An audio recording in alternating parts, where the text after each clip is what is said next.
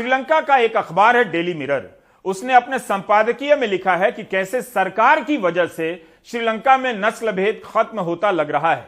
यह और बात है कि सरकार में आने के लिए राजापक्षे ने उसी नस्ल भेद और अतीत के गौरव की स्थापना की राजनीति को हवा दी। डेली मिरर ने लिखा है कि राशन और तेल जैसी जरूरी चीजों के लिए कतार में लगे श्रीलंका के लोग एक समान नजर आ रहे हैं, एक भाषा बोल रहे हैं। लेकिन जब 2019 में वहां राष्ट्रपति पद के लिए चुनाव हुआ तब वहां के लोग नस्लों के आधार पर बंट गए। राजापक्षे ने वादा किया कि सिन्हला बौद्धों के अधिकारों की स्थापना की जाएगी। सिन्हला बौद्धों को लगा कि मजबूत नेता आ गया है। इस तरह की बातें होने लगी कि मुसलमान दुकानदार खाने पीने की चीजों में रसायन मिलाते हैं, जिससे सिन्हला बौद्ध पुरुषों की नसबंदी हो जाती है। श्रीलंका के लोग राजापक्षे के पीछे पागल हो गए थे कि यह व्यक्ति उन्हें उनका देश वापस ला कर देगा, जैसे कि उनका देश कहीं खो गया था। डेली मिरर ने लिखा है कि राजापक्षे भी शान से कहने लगे कि उन्हें केवल सिन्हली बौद्ध लोगों ने चुना है, लेकिन राष्ट्रपति सबके हैं। नस्ल के आधार पर अल्पसंख्यकों को सत्ता से हटाने के लिए तरह तरह के नियम बनाए जाने लगे। तभी आर्थिक संकट का पहाड़ टूट पड़ा। लोग सड़क पर आ गए। तमिल मुसलमानों और तमिल हिंदुओं से नफरत का मानसिक सुख भयानक आर्थिक दुख के आगे बिखर गया। जो लोग सिन्हला बौद्ध गौरव के नाम पर राजापक्षे के हर फैसले को आंख बंद कर समर्थन दे रहे थे, वे आंखें खोलकर घंटे गिन रहे हैं और राशन की कतारों में खड़े हैं। जिन किसानों ने राजापक्षे को खूब वोट किया, वह खेती में रसायनों के इस्तेमाल पर रोक से बर्बाद हो गए। अब तेल नहीं मिल रहा तो मछुआरे भूखे हैं, मछली पकड़ने समंदर नहीं जा सकते।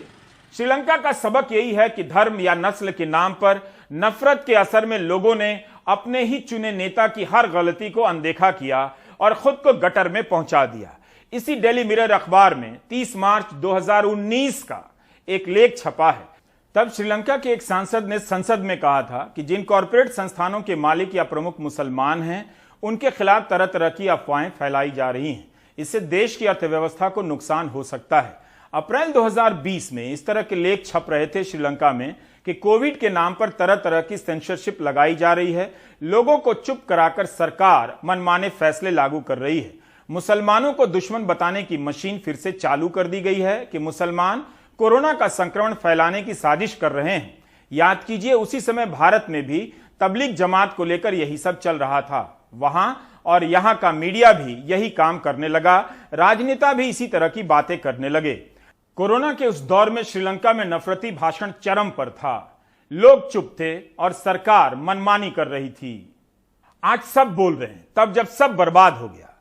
श्रीलंका की तबाही केवल आर्थिक कारणों से नहीं हुई है। आर्थिक कारणों की भूमिका है, लेकिन उन लोगों की भी जो नफरत की इस राजनीति में मानसिक सुख प्राप्त कर रहे थे। श्रीलंका भी एक तरफा होने चला था, अब सबका होने की बात कर रहा है।